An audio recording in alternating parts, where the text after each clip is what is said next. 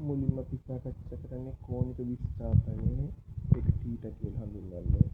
කෝණික විස්ථාපනය යනු නිශ්චිත අක්ෂයක් වටා. එතකොට මේක නම් O කියන අක්ෂයක් වටා නිශ්චිත දිශාවට.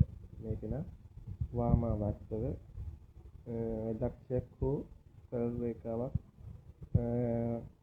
භ්‍රමණය වන කෝණය. එතකොට මේ පෙන්වලා තියෙන්නේ මේක මෙන්න මේ කෝණය තමයි කෝණික විස්ථාපනය වෙන්නේ. එතකොට මූල ලක්ෂ්‍ය වෙන O හිට R දුරින් පිහිටි P කියලා අංශුවක් θ කෝණයකින් O වටා භ්‍රමණය වෙද්දී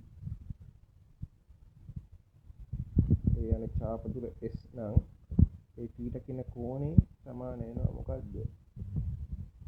ඒ ඡාප දුර S බෙදීම අතර. එතකොට S සමානයි R θ වෙනවා.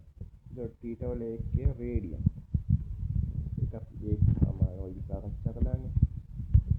රේඩියන කියන්නේ වෘත්තයක අරයට සමාන වූ දිගක් සහිතව වෘත්තය මත පිහිටි ඡාපයක් මගින් වෘත්තයේ කේන්ද්‍රයේ ආපාතනය කරන ලබන කෝණය. අරය R වන වෘත්තයක පරිධිය 2πr බැවින් පරිධිය මගින් වෘත්තයක කේන්ද්‍රයේ ආපාතනය කරන කෝණය 2πr බෙදීම R සමානයි 2π වෙනවා.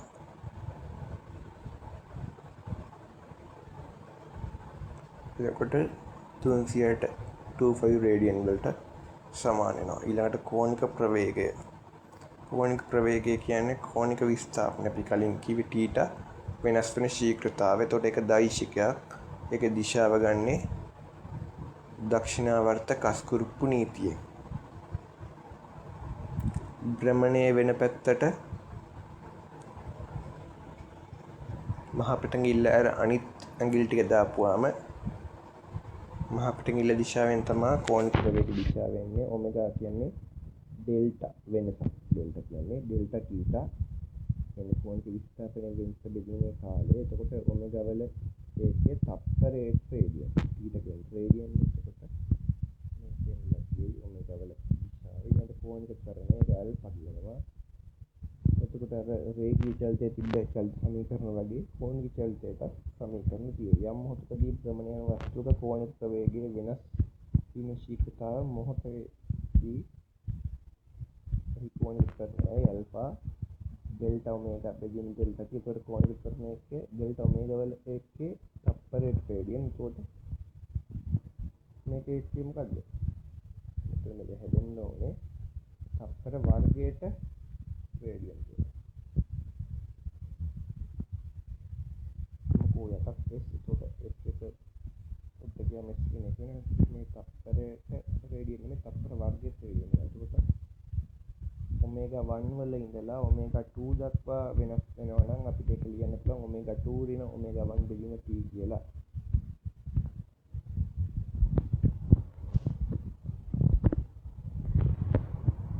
ගැටළු වලට විදුලි පංකාවක් තප්පරයකට 10ක ශීඝ්‍රතාවයෙන් භ්‍රමණය වෙමින් තියෙනවා.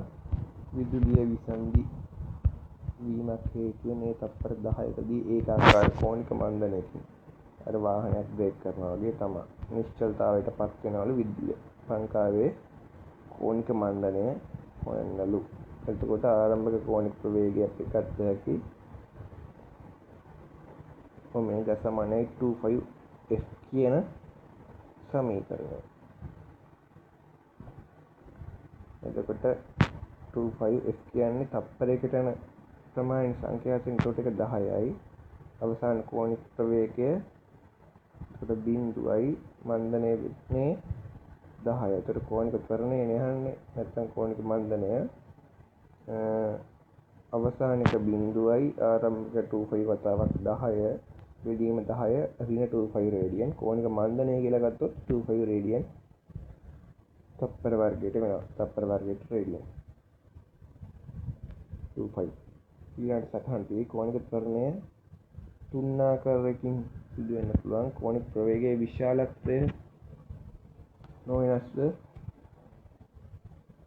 කෝණික ප්‍රවේගයේ දිශාව නොවෙනස්ව විශාලත්වය පවණක් වෙනස් වීම සයිස් එක විතරක්. කෝණික ප්‍රවේගයේ විශාලත්වය නොවෙනස්ව දිශාව පවණක් වෙනස් වීම කෝණික ප්‍රවේගයේ විශාලත්ව දිශාවන දෙකම වෙනස් වීම. ඊළඟට භ්‍රමණ තලයේ නොවෙනස්ව පවතින අතර කෝණික ප්‍රවේගයේ විශාලත්වය පමණක් වෙනස් වේ නම් කෝණික ත්වරණයේ දිශාව කෝණික ප්‍රවේගයේ දිශාවම වෙනවා. භ්‍රමණ තලයේ වෙනස් වේ නම් කෝණික ත්වරණයේ දිශාව වන්නේ කෝණික ප්‍රවේගයේ වෙනස් වන දිශාවයි. ඒකට රූප දීලා තියෙයි.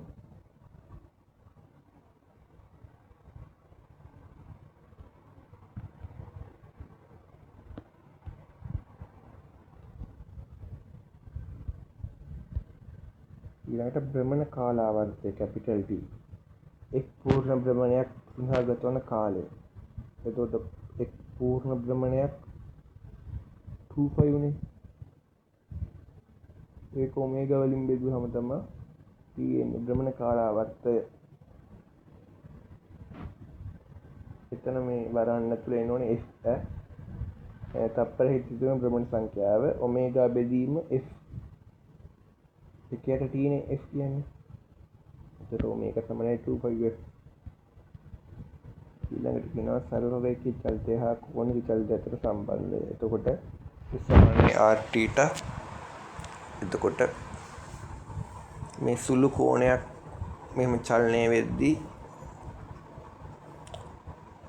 ඒක ඩෙල්ටා s කියලා ගත්තොත් r ඩෙල්ටා t වෙනවා. a වල ඉඳලා b දක්වා චලනය වන කාලය අපි ඩෙල්ටා t කියලා ගත්තොත් දෙපැත්තම ඩෙල්ටා t කින් බෙදුවාම මොකද්ද? ඩෙල්ටා s බෙදීම ඩෙල්ටා t කියන්නේ ප්‍රවේගය. අරක ඔමේගා v සමානයි r ඔමේගා වෙනවා. a කියන අරයට v ලම්බකයි. ඔමේගා නියතව තබා ගැනීමෙන් අරය රේඛාව මත ABC යන විවිධ අරයන්ට අදාළ ලක්ෂ්‍යවල ප්‍රවේගයන් VA VB VC නම් VA තමයි වැඩිමයි. දුර වැඩිම තියෙන එකනේ. ඔමේගා එකමයි.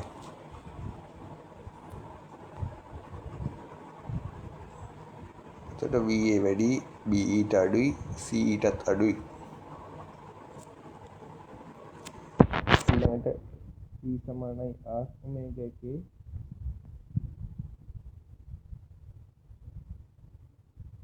මේක පොඩි චලිතයක් සැලකලා ඩෙල්ටා V බෙදන්න පුළුවන් ඩෙල්ටා T වලින්, ඒ වගේම ඩෙල්ටා ඔමේගා බෙදන්න පුළුවන් ඩෙල්ටා T වලින්. එතකොට ඇල්ෆා සමානයි මොකද්ද? A බෙදීම R නැත්නම් A සමානයි R ඇල්ෆා වෙනවා. එතකොට මේකේ AT කියන්නේ ස්පර්ශකයේ ඔස්සේ ත්වරණය.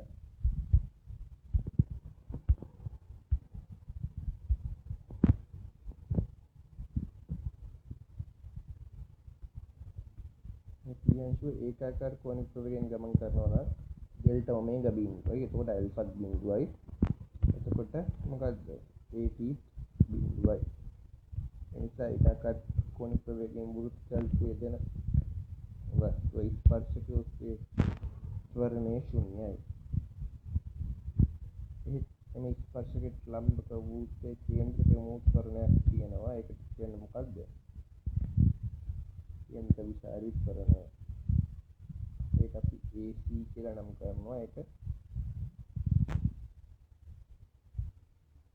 අපිට හොයාගන්න පුළුවන් v වර්ග බෙදීම r වලින් නැත්නම් r ඔමේගා වර්ග වලින් නැත්නම් v ඔමේගා වලින්.